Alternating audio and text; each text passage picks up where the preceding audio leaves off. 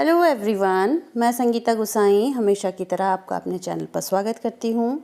और हम बायोलॉजी का बहुत ही इम्पॉर्टेंट टॉपिक पढ़ रहे हैं, मेंडल के वंशागति के नियम यानी मेंडल्स लॉ ऑफ इनहेरिटेंस। जैसे कि आप जानते हैं, ग्रेगर जॉन मेंडल ने 1866 में आनुवंशिकता के सिद्धांत प्रतिपादित किए थे, प्रस्तुत किए थे। और वो सब जो थे वो उनके गार्डन में उगाए गए मटर के पौधे यानी पाइसम सटाइवम पर किए गए प्रयोगों के आधार पर, जिन्हें आज मेंडल के आनुवंशिकी के नियम यानी मेंडल्स लॉ ऑफ जेनेटिक्स या फिर मेंडल के वंशागति के नियम मेंडल्स लॉ ऑफ इनहेरिटेंस के नाम से जाना जाता है। ये मुख्यतः 3 हैं। इन्होंने 3 नियम प्रस्तुत किए। नंबर 1 प्रभाविता का नियम, लॉ ऑफ डोमिनेंस। नंबर 2 विसंयोजन का नियम, law of segregation. And number 3 जो था, नंबर 3 स्वतंत्र अपयूहन का नियम या लॉ ऑफ इंडिपेंडेंट असॉर्टमेंट। ये तीनों नियम बहुत ज़्यादा महत्वपूर्ण हैं।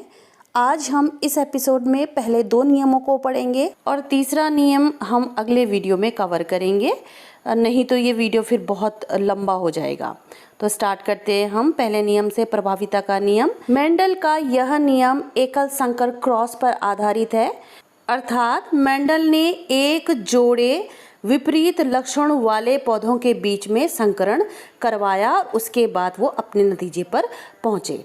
तो यहाँ पर हम उदाहरण लेंगे, सेम वही उदाहरण जो हमने पिछले वीडियो में लिया था। ये वीडियो आपको बहुत अच्छे से तब समझ आएगी जब आपने इससे पहले वाला वीडियो अच्छी तरह समझा हो, क्योंकि उसमें जितने भी फैक्ट है, जितने भी टर्म्स हैं, वो सब वहाँ क्लियर हो जाते हैं। तो यहाँ शुरू करते हैं हम।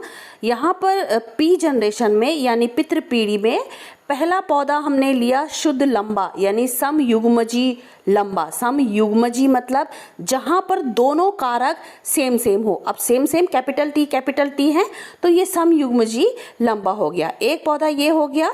और दूसरा पौधा, आप इनमें से किसी को भी नर मान सकते हैं, किसी को भी मादा मान सकते हैं।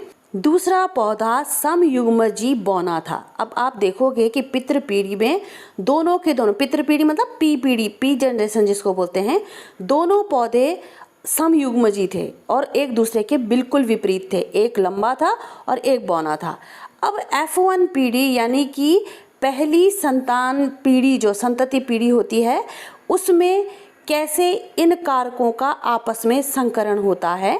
तो जब हम संकरण करना स्टार्ट करेंगे तो हर बार एक कारक की बारी जो है वो 2 बार आएगी, ठीक है। तो कैपिटल टी स्मॉल टी से मिल करके टी बनाता है, लेकिन कैसा, एक कैपिटल टी होगा और एक स्मॉल टी होगा, ठीक है। तो ये सब के सब जो हमें प्राप्त हुए हैं F1 पीढ़ी में, ये सब के सब विषम युग्मजी लंबे। विषम युग्मजी मतलब, अब विषम मतलब कि अलग अलग, एक कैपिटल टी है और एक स्मॉल टी है। इस तरह से F1 पीढ़ी के सभी पौधे लंबे प्राप्त होते हैं, ठीक है। लेकिन हुआ क्या, यहाँ पर लंबे पौधे का जो कारक था यानी लंबे गुण का जो कारक है वो है कैपिटल टी, है ना।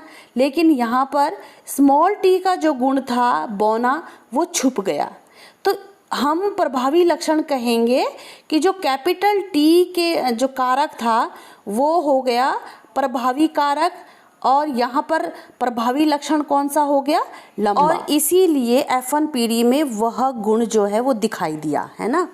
अब जो स्मॉल टी है उसे हम कहेंगे अप्रभावी कारक, और बौना जो लक्षण है उसे कहेंगे अप्रभावी लक्षण, जो कि प्रभावी कारक के संपर्क में आते ही छिप गया।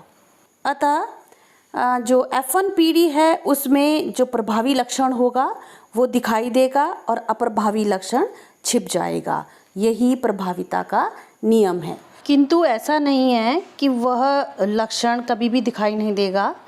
यदि F1 पीढ़ी के जो पौधे हैं उन्हीं के बीच में स्वपरागण कराया जाए, जैसा कि ऊपर हम कर रहे हैं, तो हमें अगली पीढ़ी कौन सी हो गई, F2 पीढ़ी में 3 लंबे और 1 बौना पौधा प्राप्त होगा। तो कहने का मतलब ये है, जो लक्षण अप्रभावी होता है वह प्रभावी लक्षण के संपर्क में ही आकर के छिप जाता है, किंतु जब वह अपने जोड़े वाले अप्रभावी लक्षण के संपर्क में आएगा तो उसका अप्रभावी लक्षण भी दिखाई देगा, जो कि एकल संकर क्रॉस में F2 पीढ़ी में होता है। प्रकृति में कुछ उदाहरण हैं प्रभावी और अप्रभावी लक्षणों के, जैसे मनुष्य में काला रंग, जो आँख का काला रंग नीले रंग पर प्रभावी होता है। मतलब यदि माता पिता में से किसी के आँख का रंग काला हो और दूसरे पेरेंट का आँख का रंग नीला हो तो उनमें से काला रंग जो संतति है F1 जनरेशन में उसमें दिखाई देगा, जबकि नीला रंग जो है वो दब जाएगा। इसी तरह से बालों का भी काला रंग भूरे रंग पर प्रभावी है। इसी तरह से त्वचा का गहरा रंग हल्के रंग पर प्रभावी है। और यदि हम दूसरे जीवों में देखें जैसे खरगोश में, तो खरगोश के बालों का काला रंग सफ़ेद रंग पर प्रभावी है। और इसी तरह से चूहे का सामान्य आकार बौने आकार पर प्रभावी है। और लेकिन प्रभाविता का जो ये नियम होता है वो सर्वसत्य नहीं होता, कभी कभी अपवाद होते हैं और जो अप्रभावी लक्षण है वो भी सामने दिखाई देता है। मेंडल का अगला नियम है विसंयोजन का नियम या लॉ ऑफ सेग्रीगेशन। यहाँ पर विसंयोजन का मतलब होता है अलग होना, उसी तरह से सेग्रीगेशन का मतलब होता है टू सेपरेट, यानी अलग अलग होना। अब ये किस चीज़ की अलग अलग होने की बात कर रहे हैं, उदाहरण हम फिर से दोहराएंगे, वही सेम। हम एक तरफ से प्रभावी लक्षणों वाले कारकों का जोड़ा लेंगे, माना कि ये नर में है, ठीक है, नर शरीर की जो है वो लिंग कोशिका है, सेक्स सेल है। और हमेशा याद रखना जो विसंयोजन का नियम है इसको हम एकल संकर क्रॉस में देखते हैं। मेंडल ने मटर के पौधे पे अनेकों गुणसूत्र होने के बावजूद सिर्फ एक गुणसूत्र पर, जिसे उसने कारक नाम दिया था जिस जीन को, उस पर ध्यान दिया है। तो उसने कहा कि कारक जो है वो जोड़े में होते हैं, तो ऑब्वियस ये जोड़े में होते हैं। हमने यहाँ पर प्रभावी लक्षणों के कारकों को जोड़े में लिख दिया है ना। और जब भी उन्होंने, जब ये पी जनरेशन है, पी जनरेशन मतलब ये पितृ पीढ़ी है, तो पितृ पीढ़ी के जब भी उन्होंने कोई जो है वो प्रजाति ली है मटर की, वो हमेशा अपने आप में शुद्ध थी। शुद्ध मतलब समयुग्मजी थी, यानी कि ये समयुग्मजी लंबा है और ये समयुग्मजी बौना है। तो P1 जनरेशन में उन्होंने हमेशा शुद्ध और समयुग्मजी पौधों को लिया है। तो इन दोनों के बीच में क्रॉस कराया तो ऐसा नहीं है कि एक कोशिका में सीधा ये चले जाएगा, नहीं, ये हमेशा अलग होगा। जब लिंग कोशिका में यानी सेक्स सेल में मियोसिस होता था, अर्धसूत्री विभाजन होता था, तो वो जो युग्मक के निर्माण के समय इसके इन कारकों के जोड़े जो हैं वो अलग अलग हो जाते हैं, ठीक है। ये कारकों के जोड़े में से दोनों के दोनों कभी भी एक कोशिका में विभाजन के बाद नहीं गए, ये हमेशा अलग हो जाते हैं। तो यही विसंयोजन का नियम है, ठीक है। तो इस तरह से ये बाद में एक दूसरे के साथ मिल करके फिर से ये जोड़े बनाते हैं। इसी तरह से अगर आप इसको भी आगे करवाओगे तो ये दोनों साथ में नहीं जाएंगे, ये अलग अलग हो जाएंगे और अलग होकर के किसी दूसरी कोशिका के कारकों से संयोजित करेंगे। तो यही क्या था, विसंयोजन का नियम था।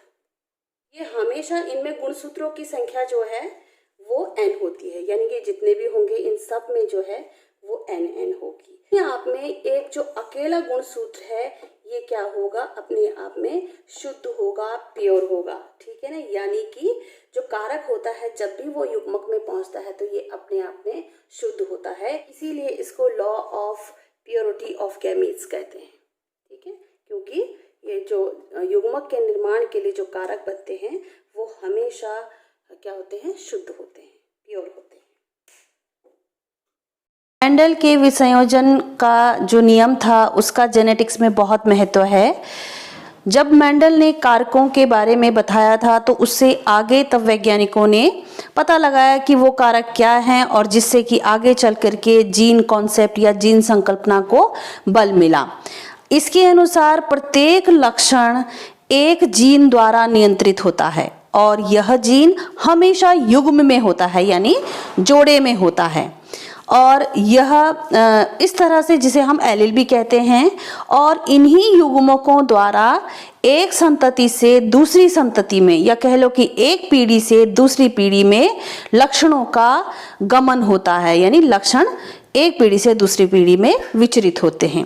तो इस तरह से ये एपिसोड यहीं पर समाप्त होता है। तीसरा नियम जो है उसके लिए हम अगला वीडियो देखेंगे या समझेंगे उसे। यदि ये वीडियो आपके लिए हेल्पफुल रही हो तो please like, subscribe, comment and share ज़रूर कीजिएगा। Thank you.